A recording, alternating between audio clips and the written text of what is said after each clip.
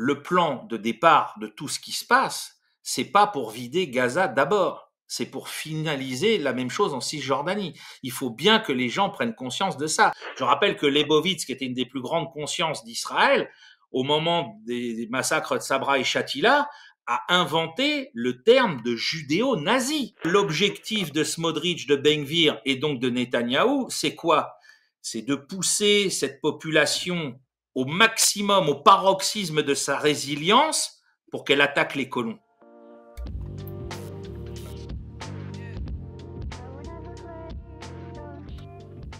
Bienvenue dans cette nouvelle interview du Média en 442. Aujourd'hui, j'ai le plaisir de recevoir Sylvain Ferreira. Bonjour Sylvain. Bonjour Kate. Alors, je vais rappeler rapidement qui vous êtes. Vous êtes historien, spécialiste de l'histoire militaire contemporaine et puis vous animez le blog Veille stratégique. Ensemble, nous allons parler de la situation au Proche-Orient et notamment du conflit israélo-palestinien. Parce qu'un nouveau plan d'occupation de la bande de Gaza a été approuvé là tout récemment par le gouvernement israélien. Cela signifie que les opérations menées par Tsahal vont s'élargir sur tout le territoire gazaoui, mais ça signifie aussi que les forces israéliennes pourront se maintenir sur place. Alors c'est un moyen de prendre le contrôle total de la bande de Gaza et d'ailleurs Netanyahou ne s'en cache plus. Qu'est-ce que ça nous dit sur l'évolution de la situation, même si c'est quelque chose que beaucoup de géopolitologues avaient prévu, qu'est-ce que ça nous dit? Alors la première chose, ça nous dit que le gouvernement israélien, à mes yeux, est au bout du rouleau dans sa folie. C'est-à-dire que on a bien compris depuis très longtemps, effectivement, que la volonté seulement de détruire le Hamas ou les autres mouvements palestiniens, bon, ça c'était le prétexte. On a fini par très rapidement comprendre que c'était un prétexte, et on voit là que, en fait, c'est une nouvelle forme de fuite en avant.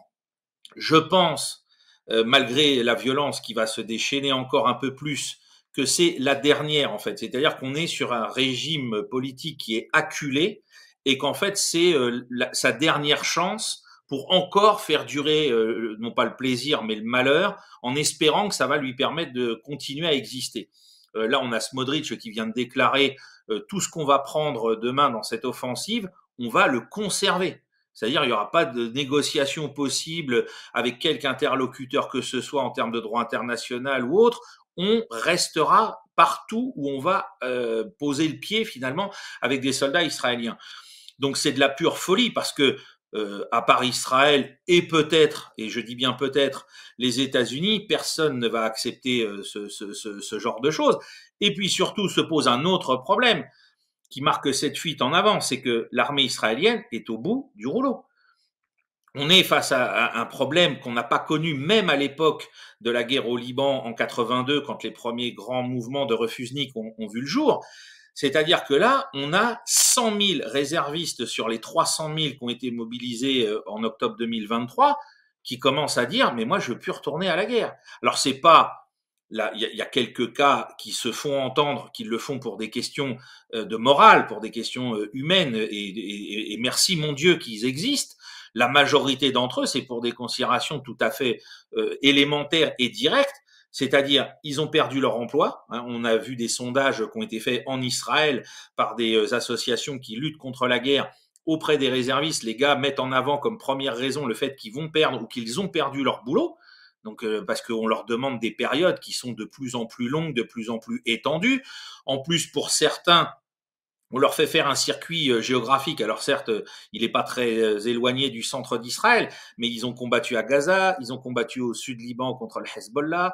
Pour certains, on leur a dit, bah maintenant vous allez en Syrie, puisqu'il faut pas oublier que maintenant les troupes israéliennes ont descendu le plateau du Golan et sont à 20 km des faubourgs de Damas, avec encore l'éventualité d'un casus belli en disant oui, on va peut-être protéger les Druzes d'un génocide, alors on pourrait peut-être d'un coup attaquer Ayat Tahrir al-Sham, alors que encore récemment, on a vu Netanyahou nous expliquer par le menu comment les frappes israéliennes et la chasse israélienne avaient aidé à la chute de Bachar el-Assad. Donc on voit bien le proxy, quand on n'en a plus besoin en tant qu'allié, on peut le retourner en tant qu'ennemi pour en faire la justification d'un prolongement de la guerre.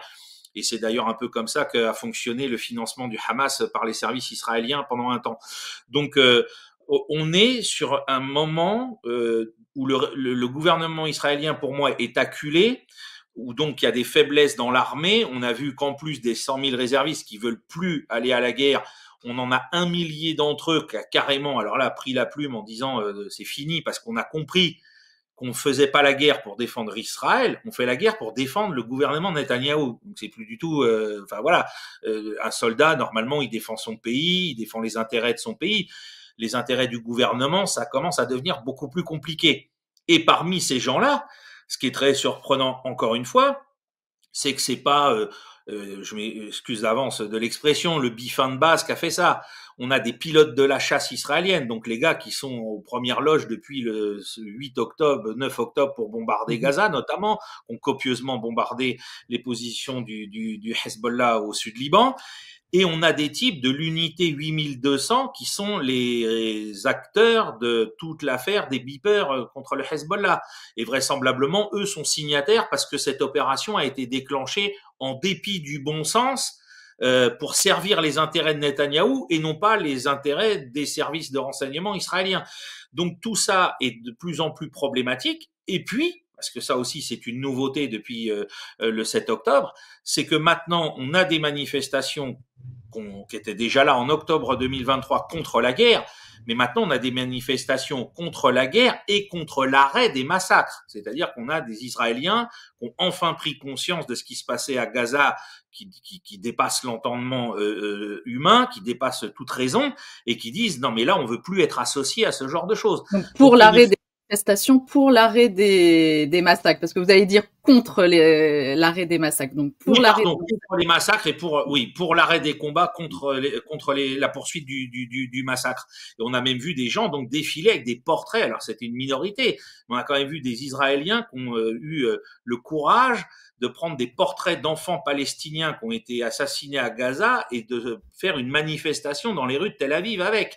C'est dire la désunion qui règne au sein de la société civile, la fragilisation de l'ensemble de la population israélienne. Ce week-end, on a vu à Mea Shearim, le quartier des orthodoxes antisionistes, qui habitent à Jérusalem.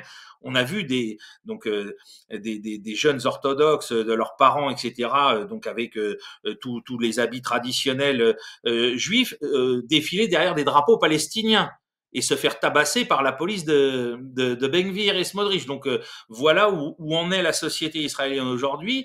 Et Yair Lapid dit on est au bord de la guerre civile. Donc la situation explose.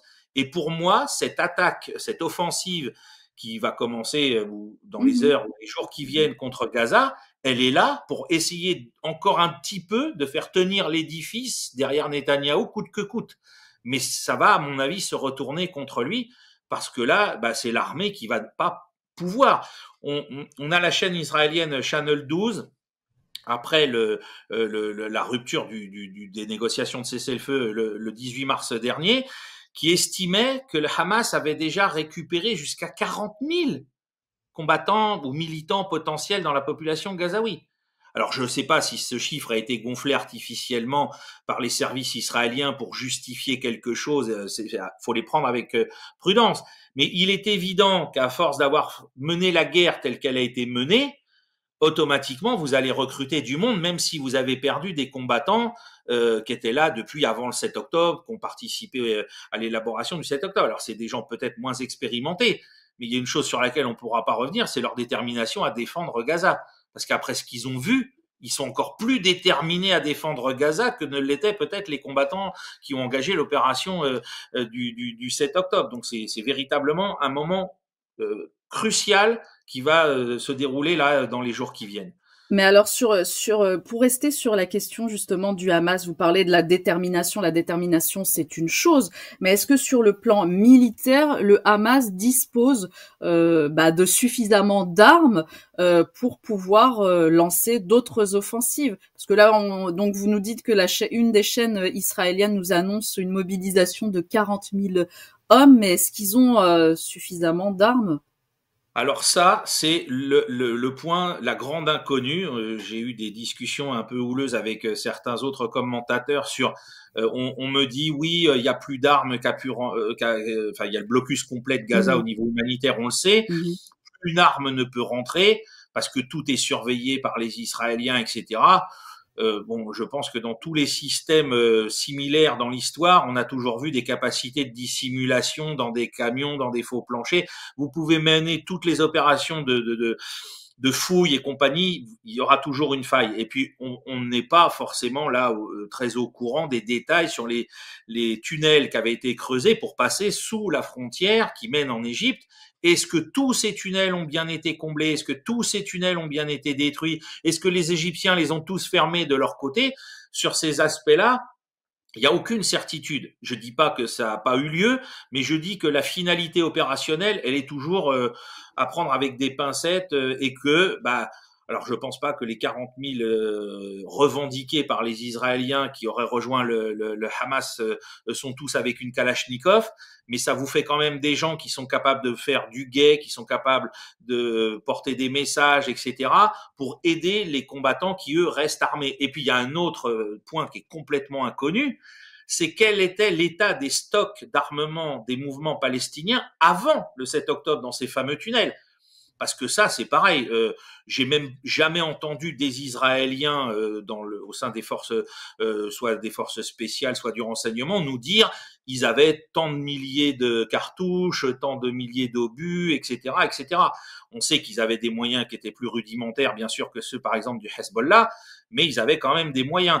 Et la semaine dernière, les brigades Al-Qassam se sont encore filmées. Ça faisait longtemps qu'elles l'avaient pas fait en mettant en scène des embuscades qu'elles ont tendues aux forces israéliennes pour détruire des véhicules, des chars notamment. Donc, il y a une grande incertitude. La conclusion prudente que je veux faire, c'est qu'il y a une grande incertitude sur les moyens militaires dont disposent réellement les Palestiniens aujourd'hui, parce que ça reste, on n'a pas d'évaluation propre avant, et donc savoir ce qu'ils ont vraiment utilisé depuis le 7 octobre jusqu'à aujourd'hui, et ce qui aurait pu leur parvenir depuis, c'est Mmh. très très difficile de le Mmh. savoir. C'est très Voilà. flou. C'est très flou. En tout cas, on a depuis ce plan de contrôle annoncé par Israël, on a un des membres du Hamas qui a déclaré, je le cite, il n'y a aucun sens à engager des négociations ni à examiner de nouvelles propositions de cessez-le-feu tant que se poursuivent la guerre de la faim et la guerre d'extermination. Ah oui, oui. Ah bah, et puis alors, ce qu'il faut rappeler aux gens, c'est la situation en termes de négociation que Netanyahou a fait capoter. C'est-à-dire que on a compris que Donald Trump avait pris langue directement avec des représentants du Hamas pour que les États-Unis discutent directement, parce que Donald Trump n'est pas un idiot. Il a compris que Netanyahou allait tout faire pour faire capoter le premier cessez-le-feu qui lui a arraché en lui tordant le bras. Donc, il a décidé d'envoyer la diplomatie, entre guillemets, secrète, discuter directement avec le Hamas. Qu'a fait Netanyahou? Il a vraisemblablement donc tout fait capoter.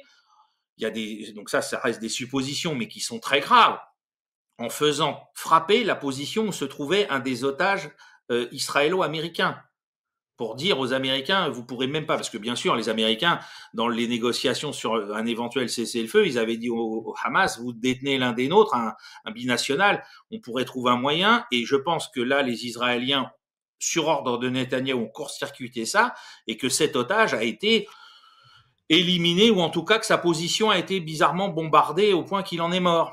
Voilà, donc c'est ça dont est capable Netanyahou pour faire capoter les négociations. Et ça, le Hamas le sait par cœur. Donc pour eux, aujourd'hui, on affame, ce qui est un crime contre l'humanité, hein, on affame la population, on a fermé l'électricité le 19 mars, donc il n'y a plus rien qui peut fonctionner correctement. Là, les ONG nous disent qu'en termes de repas, on est à maximum un repas par jour pour la population civile. Hein. Donc on parle de 2 millions d'habitants, on ne parle pas de quelques dizaines de personnes ou quelques centaines de personnes. Donc on comprend que pour le Hamas, il n'y a pas, et les autres mouvements palestiniens, il faut les souligner aussi, il n'y a pas de négociation possible avec Israël.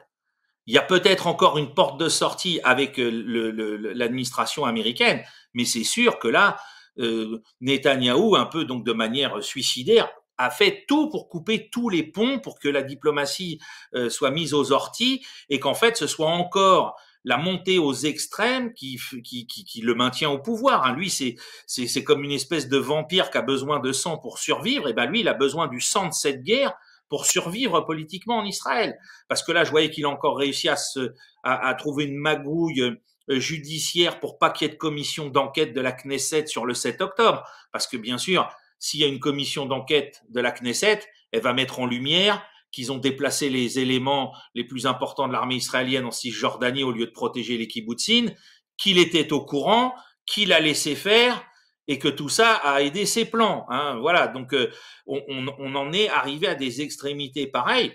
Donc le Hamas et les autres mouvements palestiniens disent nous, ça sert à rien de parler avec ces gens-là. Il faut rappeler à nos auditeurs un fait qui est très important. Quand Donald Trump a été élu et qu'il a tordu le bras à Netanyahou pour le contraindre au premier cessez-le-feu, les conditions de ce cessez-le-feu avaient déjà été obtenues par Blinken à l'été de l'année dernière. C'est-à-dire que le seul obstacle pour pas que ça ait lieu, c'est Netanyahou. Blinken avait fait le boulot. Ça paraît paradoxal vu son attachement à Israël, mais Blinken avait fait le boulot. Le Hamas était d'accord et les autres mouvements étaient d'accord. C'est Netanyahou tout seul qui a dit non. Et c'est là d'ailleurs qu'en Israël, les familles des otages ont commencé à réfléchir en se disant mais est-ce que l'objectif c'est bien la libération des nôtres? Est-ce qu'il n'y a pas anguille sous roche? Et que là, on a commencé à voir effectivement des Israéliens non plus protester contre Netanyahou pour la libération des otages, mais aussi se dire mais finalement cette guerre ne sert qu'à le maintenir au pouvoir et ne sert pas du tout les intérêts de nos familles déjà et puis du peuple israélien en général et de la survie même d'Israël parce qu'il ne faut pas se cacher derrière son petit doigt. Aujourd'hui, ce que Netanyahou fait peser sur Israël, c'est sa survie, c'est sa durabilité. Et il y a alors il y a des juifs israéliens qui le disent, mais il y a plein de juifs dans le monde qui disent exactement la même chose. Et parmi eux, le premier, qui est le plus spectaculaire, c'est Jacques Attali.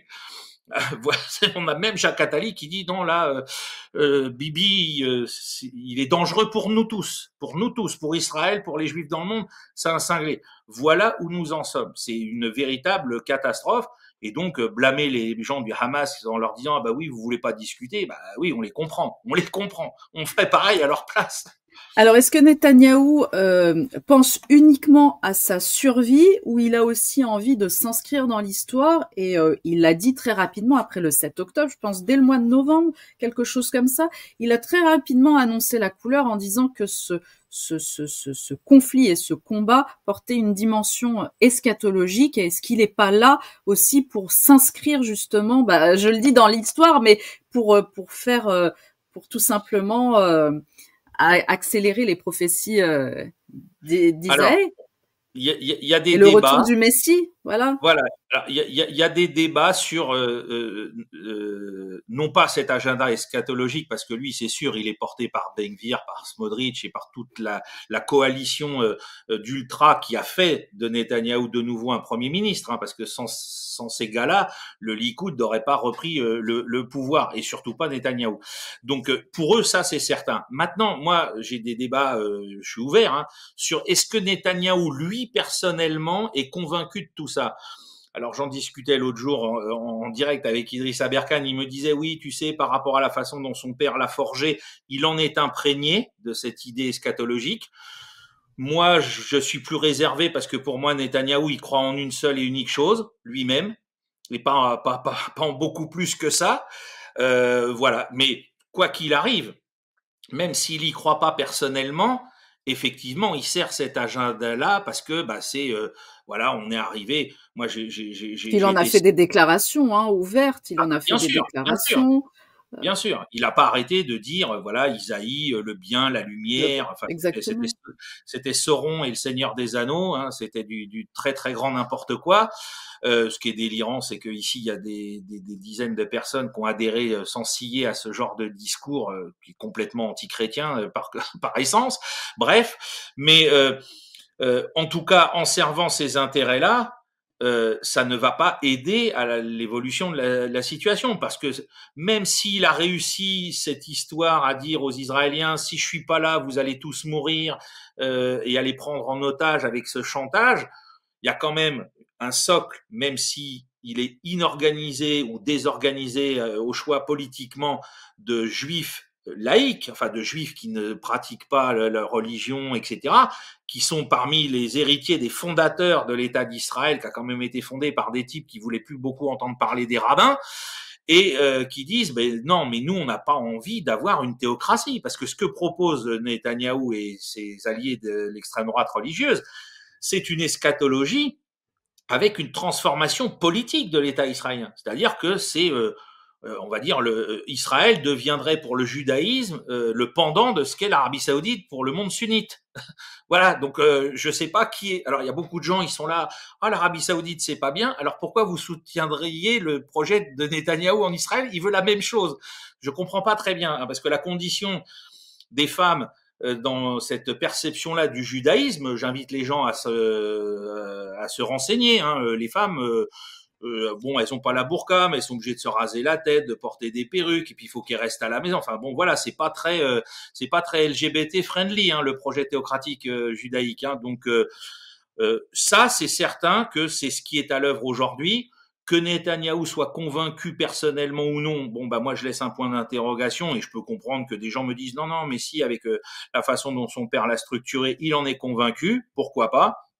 Mais en tout cas, dans la société israélienne, il reste suffisamment de forces qui finalement n'ont besoin que d'une chose, c'est de se réorganiser politiquement pour dire non à ce truc-là, au nom des principes fondateurs d'Israël. C'est ça qui est assez intéressant, c'est que quand on voit ce qu'ont été les mesures de dire voilà, on interdit le yiddish, on veut pas entendre parler des rabbins de telle ou telle manière, et puis à l'époque, faut se souvenir, hein, puisque là, je parlais des ultra-orthodoxes de Méa Shearim, eux, ils disent non mais l'État d'Israël, pour nous juifs orthodoxes, il est impie.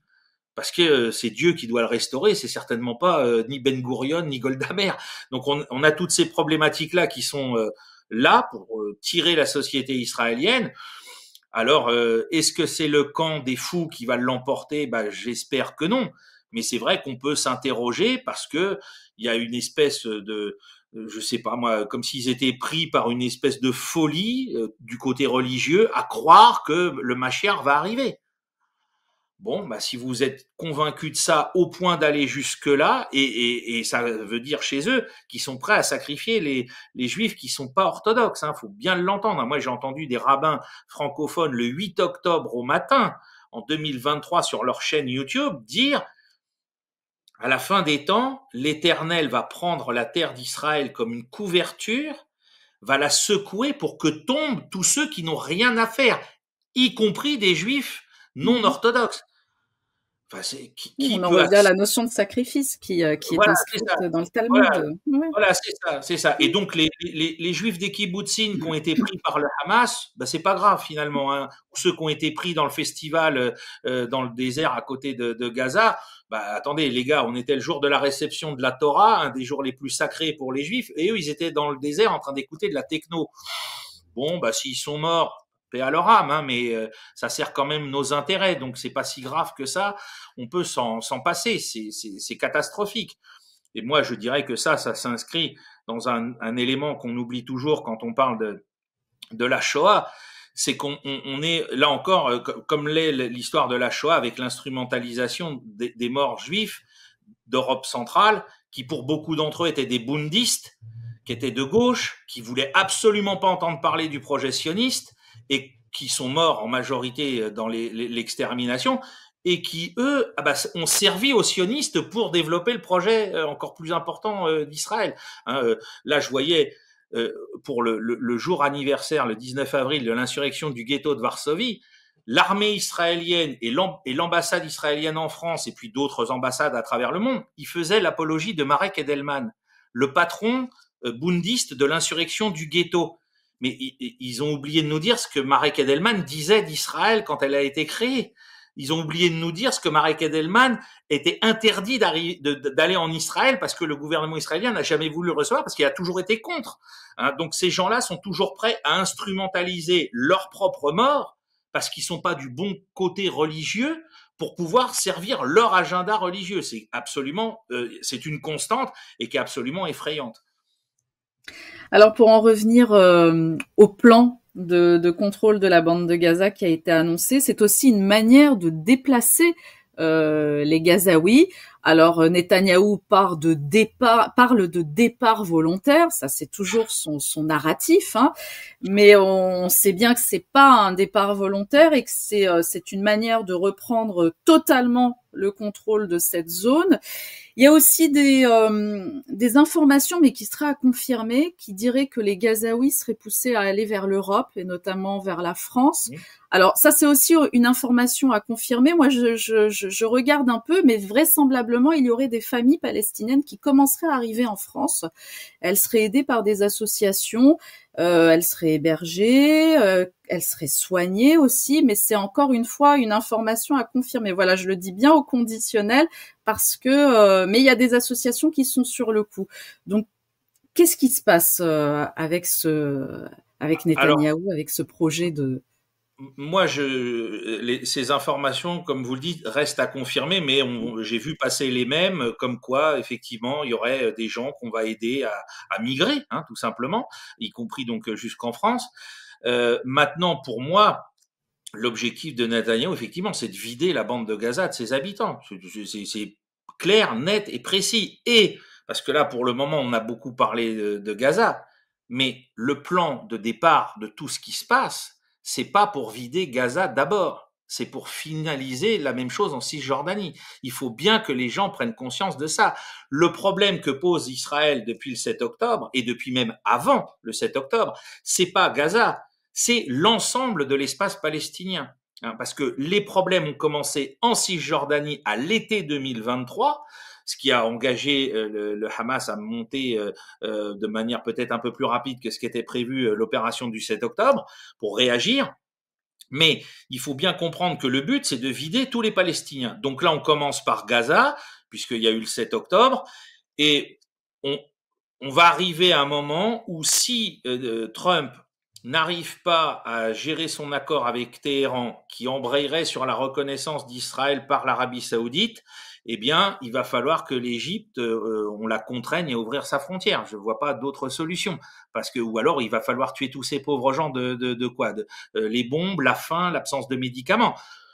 Comment on va continuer de pouvoir regarder ça sans réagir? Enfin, je veux dire, là, ça deviendrait... je dis pas qu'on n'a pas atteint les limites de l'horreur, mais on pourra encore franchir un cap. Et je vois pas comment les Occidentaux pourraient continuer de faire ce genre de pirouette. C'est toujours possible, mais je vois pas comment ils y arriveraient. Mais l'autre problème, qui se déroule à bas bruit depuis donc 2 ans maintenant quasiment, c'est en Cisjordanie, où les Palestiniens sont abattus comme des chiens dans leurs champs par les colons, devant les flics, devant l'armée qui reste là, non, il se passe rien. Okay. Là maintenant, parce qu'on nous a expliqué à grand renfort d'images ce qui se passe au niveau des destructions des habitations à Gaza. On a vu les soldats israéliens qui se filmaient comme des débiles. Ah tiens, je fais sauter la mosquée, je fais sauter l'université, etc. Bon bref, des trucs de fous. Mais ils font la même chose à Jenin en ce moment. Il faut attirer l'attention de nos auditeurs. À Jenin, toutes les semaines, les bulldozers palestiniens, les bulldozers israéliens broient des maisons palestiniennes. On dit juste, ah bah tiens, c'était un membre, comment dire, un sympathisant d'un mouvement type Hamas ou autre. Donc, bon, déjà, on arrête les gens. Je rappelle en toute illégalité, puisque les Israéliens n'ont rien à faire en Cisjordanie, comme ils n'ont rien à faire à Gaza. Les types, on les emmène, on ne sait pas où ils sont retenus prisonniers, on ne sait pas quelles sont les charges qui pèsent contre eux, ils passent pas devant un juge, ils n'ont pas d'avocat, ils n'ont rien du tout, et par voie de conséquence, on rase leur maison par paquet. Il y a des quartiers entiers de Jenin dont on rase les pâtés de maison en ce moment même, dans un silence, mais total. C'est-à-dire que ce qui se passe en Cisjordanie depuis 2 ans, tout le monde s'en fout. Tout le monde s'en fout. Hein, y compris même ceux qui, soi-disant, en France, nous disent à moi les Palestiniens dans mon petit cœur, c'est voilà, et qui les instrumentalisent pour des raisons politiques. Mais ce qui se passe en Cisjordanie est très très grave parce que l'objectif de Smotrich, de Ben Gvir et donc de Netanyahou, c'est quoi? C'est de pousser cette population au maximum, au paroxysme de sa résilience pour qu'elle attaque les colons et qu'elle attaque les colonies. Et que là, on ait à nouveau des images. Ah bah ils ont attaqué une famille dans sa maison, ils ont tué la femme, les enfants, etc. Et que là, on puisse déchaîner l'enfer sur cette population-là. Et alors là, puisqu'on sait, hein, l'objectif, ils ont assez parlé avec, moi je l'appelle le capitaine Star Trek, hein, le roi de Jordanie, pour qu'il accueille ces Palestiniens-là. Et on a tout ce discours qui nous dit, mais oui, mais la Cisjordanie, autrefois, c'était la souveraineté du royaume de Jordanie. Donc le but, c'est que les Palestiniens finissent par ne plus supporter cette situation qui est insupportable, qu'ils attaquent les colonies, et que les autres aient le prétexte pour tout déclencher l'apocalypse sur la Cisjordanie, comme ils le font à Gaza. Donc, en Cisjordanie, ce sera entre guillemets plus simple, parce que la frontière est ouverte, mais là, en ce qui concerne les Gazaouis, ça va être soit ils vont continuer de mourir par paquets à cause des conditions de guerre et des Et conditions des conditions sanitaires, humanitaires.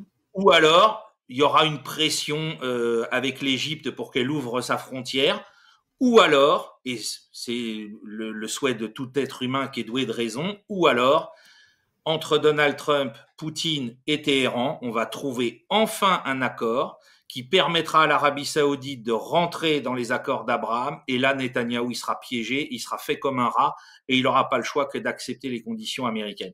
C'est la seule solution, à mes yeux, la seule solution de sortie de cette folie aujourd'hui. Alors aujourd'hui, on sait que les choses sont entre guillemets en cours. Il n'y a pas de nouveautés, on n'a pas de déclaration de ce genre de choses. Mais il faut espérer que ce soit vers ça qu'on aille, parce que sinon, le génocide des Palestiniens de Gaza va se poursuivre et va s'accentuer malheureusement.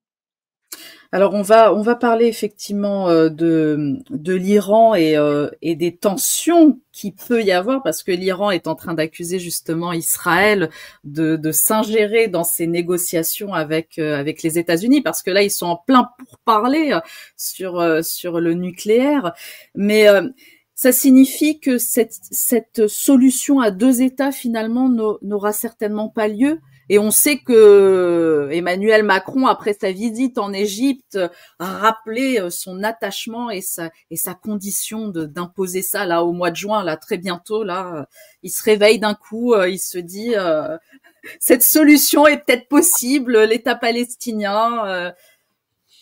Oui, bah, mais Emmanuel Macron, il est comme les gens qui, ici en France, instrumentalisent la cause des Palestiniens pour des raisons électorales. C'est-à-dire que les types se réveillent, tiens, d'un seul coup, ah oui, il y a un problème là-bas, je vais m'en emparer, parce que moi, ça va me permettre de redorer mon agenda politique personnel. C'est là qu'on voit qu'il a beaucoup de traits en commun avec Netanyahou, d'ailleurs, en termes de personnalité. Maintenant, aujourd'hui, effectivement, l'Iran dit, bah voilà, nous on est prêt à trouver un accord avec les Américains, on s'est entendu avec eux.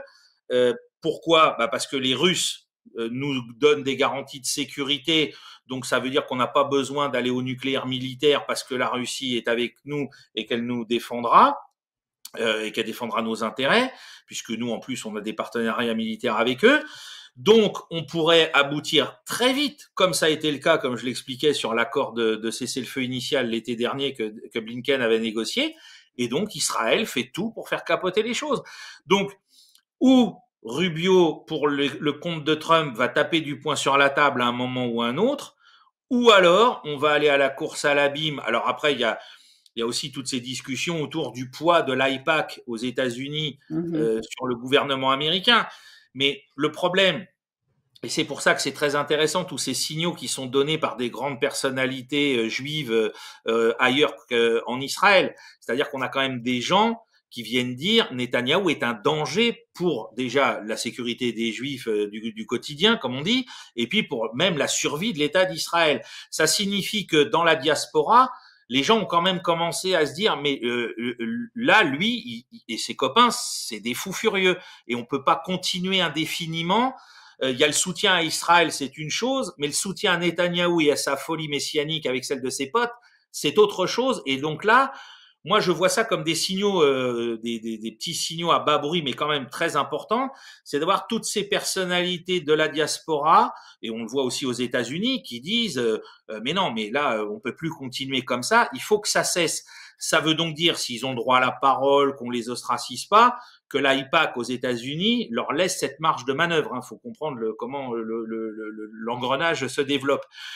Donc, je pense qu'à un moment donné, les gens de l'AIPAC qui sont pas des idiots, ils vont pas sacrifier Israël au nom des intérêts de Netanyahou et de sa bande, et qui vont à un moment donné soit activement, soit en restant en retrait, laisser faire la diplomatie américaine et court-circuiter Netanyahou. Moi, c'est mon seul espoir dans cette affaire, pour que, bon, voilà, l'Iran, on signe cet accord.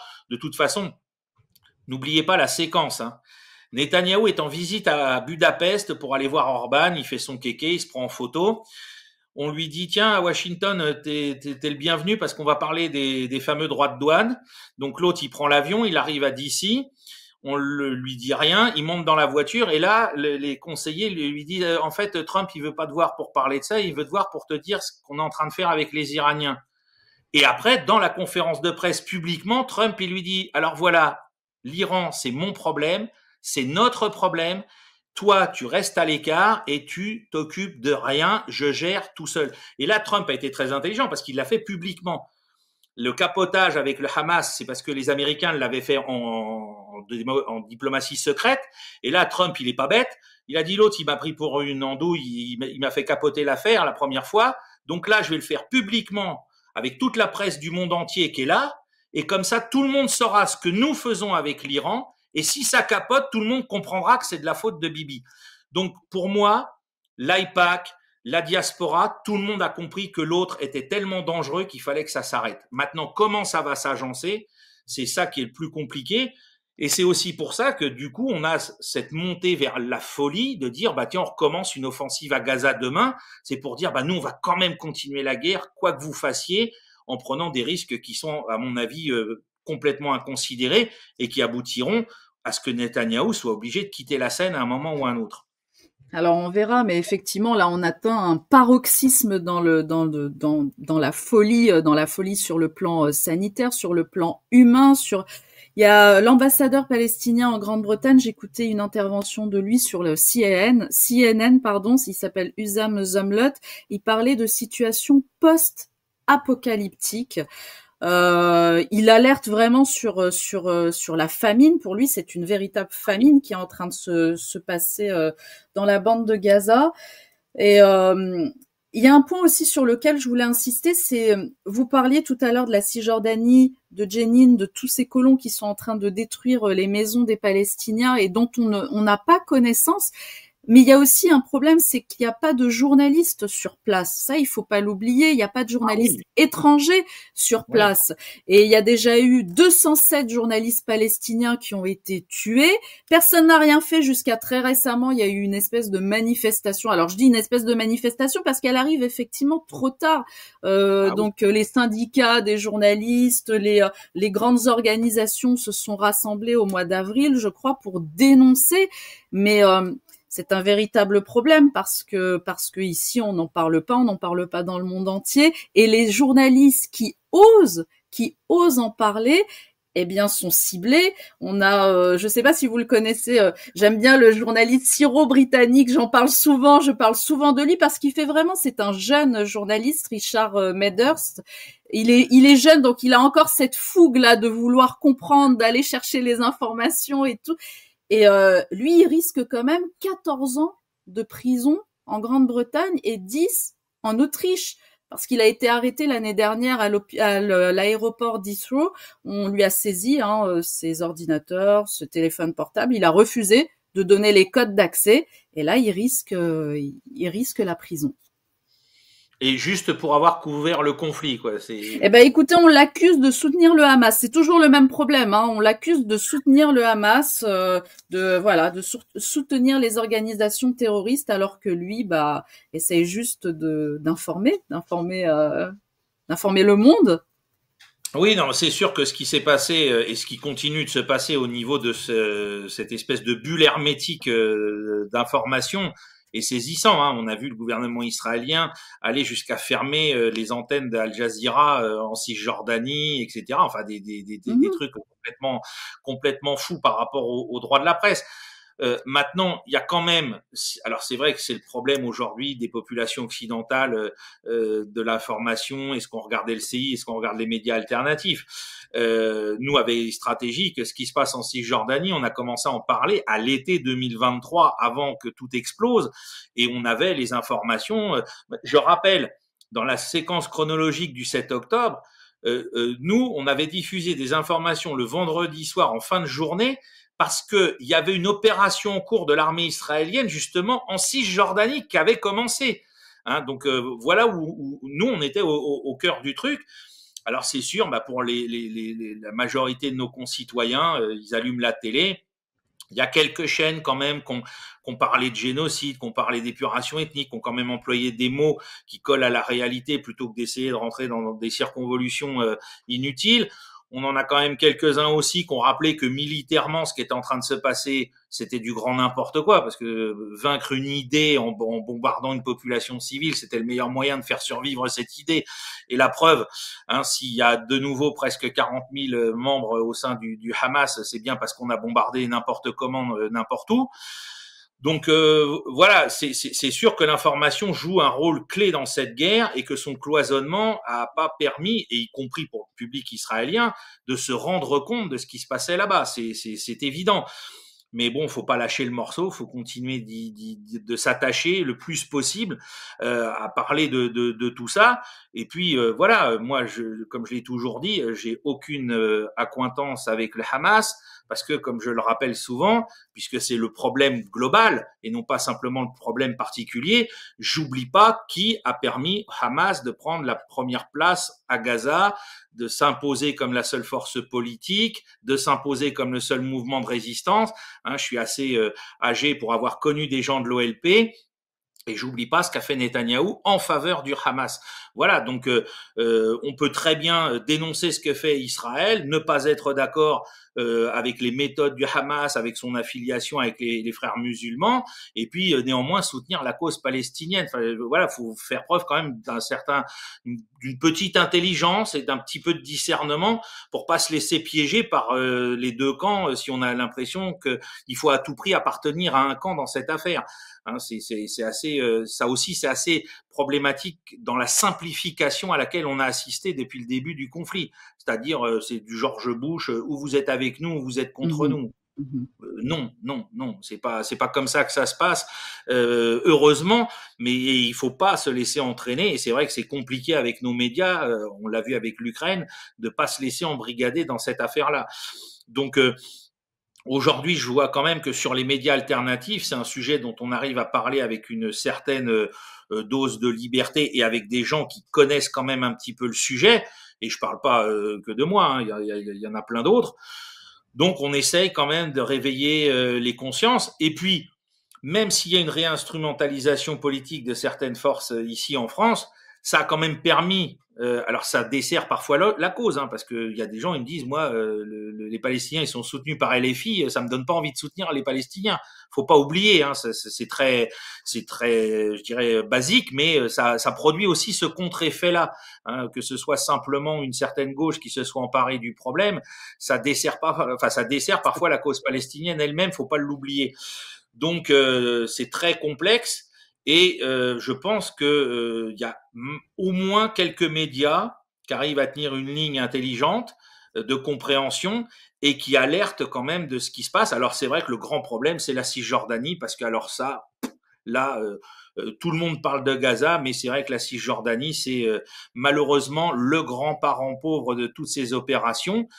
Et pourtant, sur les réseaux sociaux, là, je ne vais pas parler des médias alternatifs, mais vous branchez sur Telegram, sur plein de chaînes arabophones, mais qui ont des canaux en anglais, vous allez trouver tout ce qui se passe sur la Cisjordanie tous les jours. Il n'y a pas de difficulté d'accès parce que les habitants, faute d'avoir des journalistes, filment ce qui se passe et racontent ce qui se passe.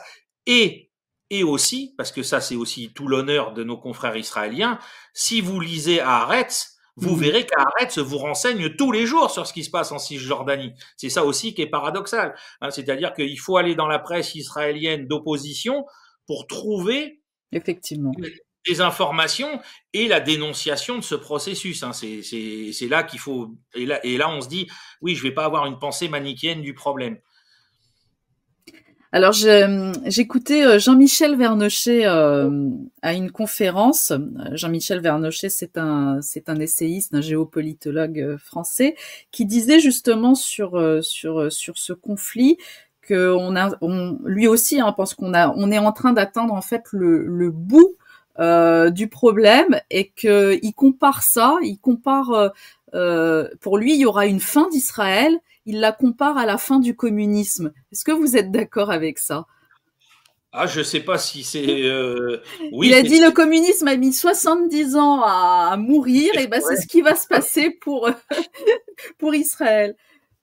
En tout cas, c'est effectivement quelque chose qui est là. C'est plus du domaine du fantasme ou de quoi que ce soit. C'est une réalité qui peut effectivement advenir par rapport aux tensions dont on parlait au début.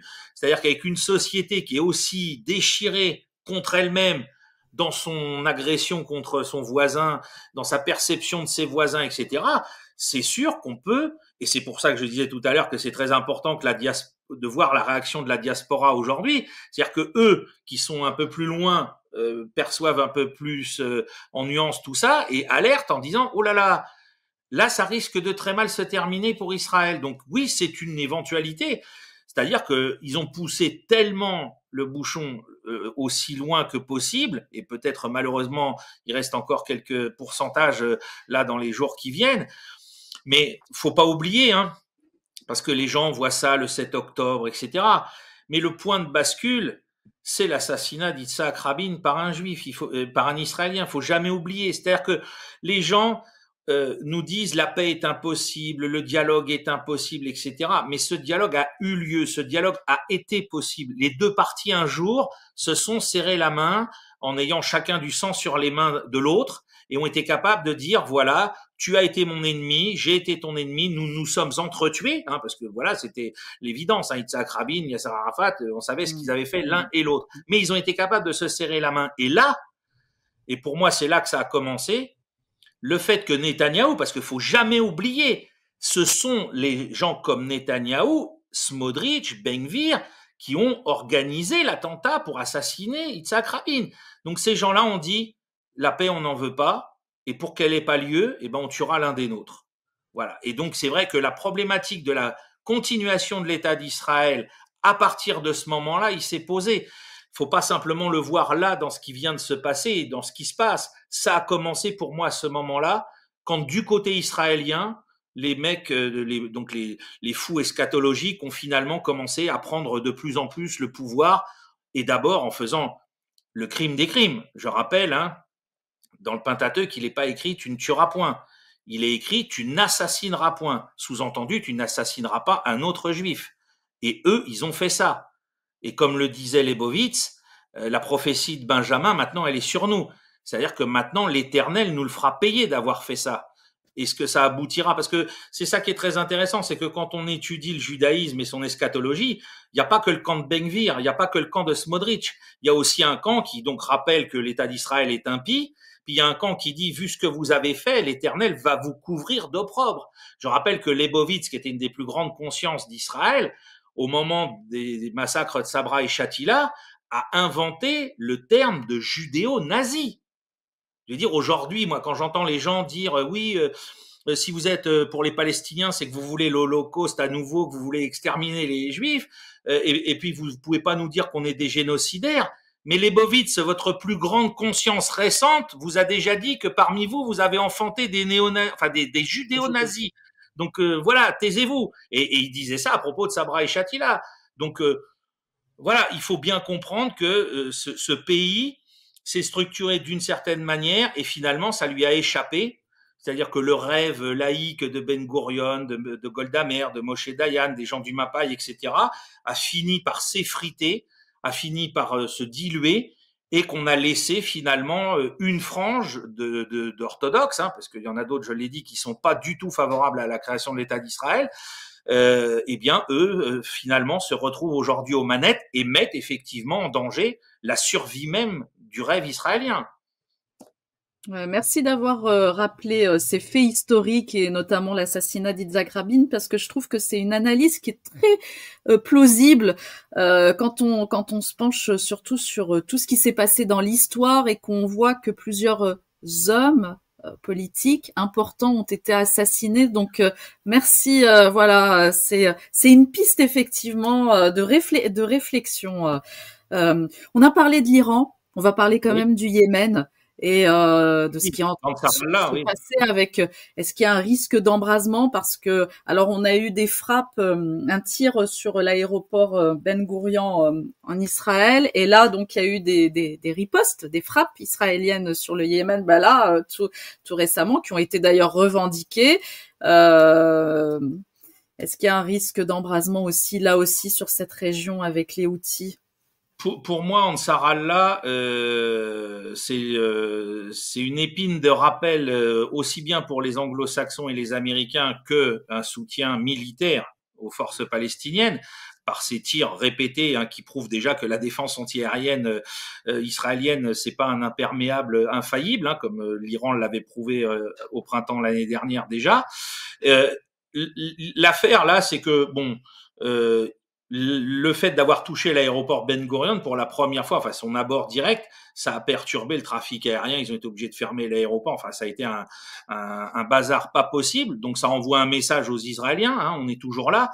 Et alors après, en ce qui concerne les frappes sur le Yémen, malheureusement, parce que là c'est pareil, vu que c'est des Yéménites, ma bonne dame, on n'en a rien à faire.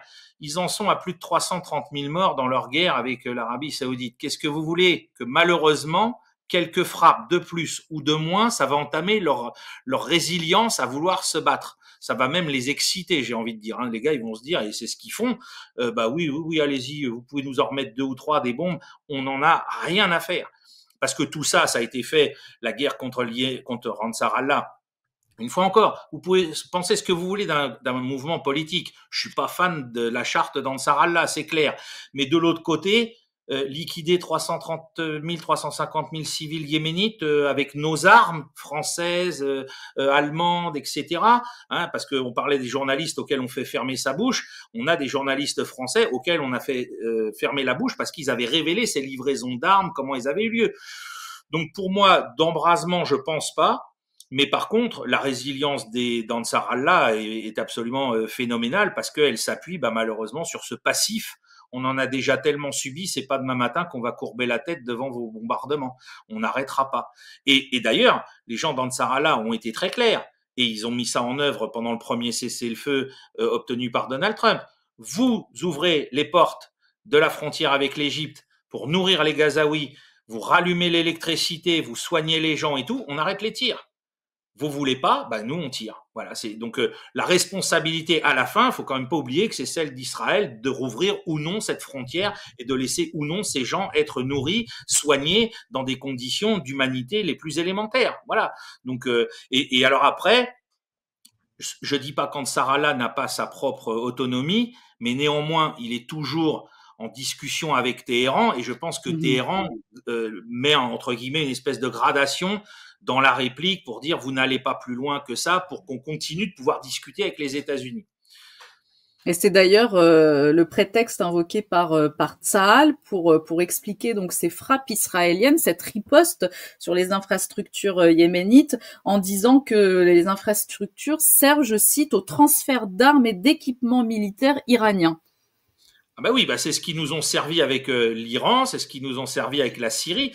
Je rappelle que ce week-end, l'armée de l'air israélienne a encore frappé une base en Syrie parce qu'il resterait ou il aurait resté du matériel, alors soit iranien, soit du matériel de l'ancienne armée de Bachar el-Assad. Donc c'est le prétexte à chaque fois, vous comprenez ma bonne dame, il y a du matériel, il faut qu'on le détruise parce que sinon ci, sinon ça.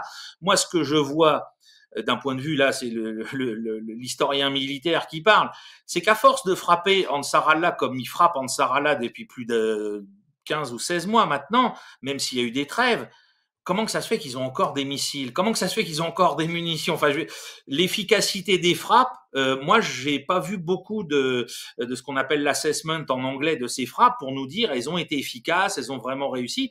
Et on se souvient, il y a quelques semaines, dans l'affaire des fuites, vous savez, sur le réseau Signal au niveau du département américain, là, où les gars avaient dit ah oui, on va faire ci, on va faire ça, et puis que la presse avait voulu s'en faire des gorges chaudes. L'échange entre Hegseth, Vance, etc., c'était de dire la frappe contre le Yémen, elle est symbolique. D'abord, c'est un message diplomatique qui est envoyé. Alors bon, si ça vous tombe sur le coin de la figure, vous appréciez moins la diplomatie, et si ça fait quelques morts, c'est toujours problématique. Mais on voit bien que chez les Américains, quand ils frappent là-bas, c'est d'abord dans le cadre d'un jeu diplomatique et pas dans l'idée d'anéantir Ansar Allah du jour au lendemain. Ils ont des moyens militaires pour le faire, ils les ont toujours pas mis en action pour le moment. Donc là encore, il y a de la subtilité dans cette affaire. Eh ben, écoutez, je vous remercie beaucoup, Sylvain Ferreira, pour toutes ces explications, ce point sur l'actualité brûlante au Proche-Orient. Merci beaucoup. C'est moi qui vous remercie de m'avoir invité. C'est toujours un plaisir de parler de cette question qui est très complexe et que peu de gens connaissent dans son historicité, et pourtant c'est essentiel pour comprendre les enjeux d'aujourd'hui. Bah là encore, il faudrait pousser les gens à lire, à s'informer, à écouter des spécialistes. Voilà, c'est effectivement pas facile à comprendre, c'est très complexe effectivement.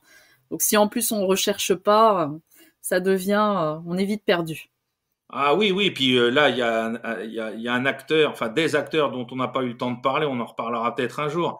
C'est que dans cette région et dans ces peuples, il y a quand même tout un tas de nos frères chrétiens qui sont là, qui jouent des rôles politiques parfois divergents et dont on a gommé finalement dans tous les commentaires. Moi, quand je vois encore ce qui s'est passé à l'occasion de Pâques à Jérusalem, la façon dont on a vu la police israélienne s'attaquer à mes frères arméniens ou ce genre de choses pour les empêcher de diffuser le feu sacré et compagnie. Les gens qui nous parlent ici de défendre inconditionnellement le gouvernement israélien, et j'insiste bien, je fais la différence entre défendre Israël et défendre le gouvernement israélien. C'est pas du tout la même chose, à mes yeux en tout cas. Et donc voilà, je les invite à réfléchir aussi à la situation des chrétiens palestiniens, des chrétiens syriens, des chrétiens libanais dans toute cette région et de la façon dont le gouvernement Netanyahou s'occupe d'eux et les traite. Merci d'avoir rappelé ces faits importants. Merci beaucoup, Sylvain Ferreira. Merci à vous et j'espère à bientôt. Ben oui, à très bientôt. Avec plaisir. À très bientôt. Merci.